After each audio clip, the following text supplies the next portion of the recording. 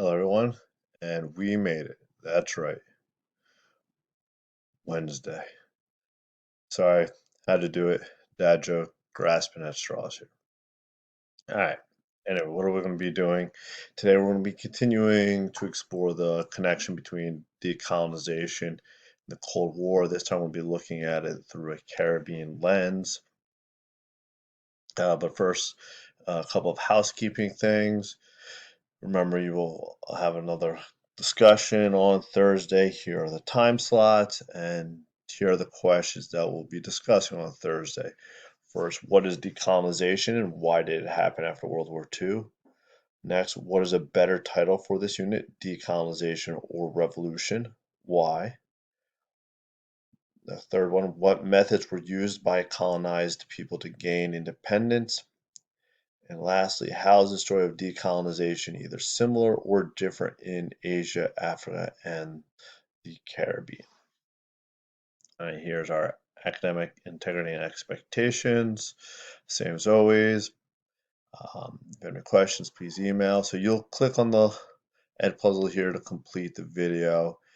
And since it is my understanding that my view is different than your view, I'm going to give you a preview of the questions now. So remember, you are clicking this link to complete the Ed puzzle. I'm just going to show you the questions as kind of a preview. So remember, question number, and this is roughly the time that you'll be asked it in the video.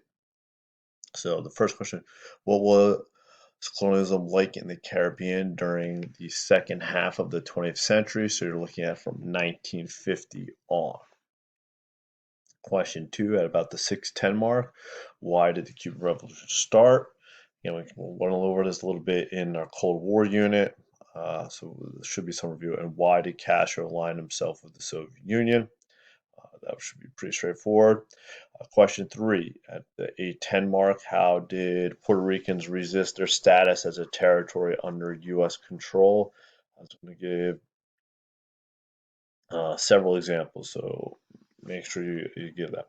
And question 4, at about the 855 mark, how has Puerto Rico's status as a territory rather than a state affected the people living on the island? You could take that as either a positive or negative.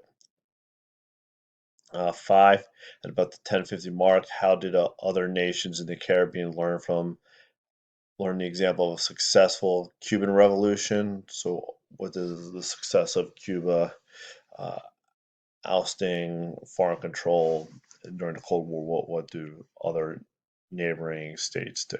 All right, questions 6 and 7 are at the end of the video. So it was take in mind the whole of it. So the question 6, people in the Caribbean were resisting a different sort of colonialism than most of the other examples we've encountered. So thinking about Africa or Asia. Do you think the story of the Caribbeans encountered the Cold War and decolonization is different than it was for the people of Africa? Why or why not? So yes, we're saying the colonialism was different. But the question is saying the story, like the series of events that they went through, how is it either similar or different? Question 7, the video outlines many of a variety of ways the United States has interfered in the Latin American politics and economics in the past century. Do you think the United States has benefited from this interference? Why or why not? Again, as always, if you have any questions, please email. Uh, click on the Ed puzzle, complete it, and remember we do have a class discussion on Thursday. Otherwise, I hope all is well and take care.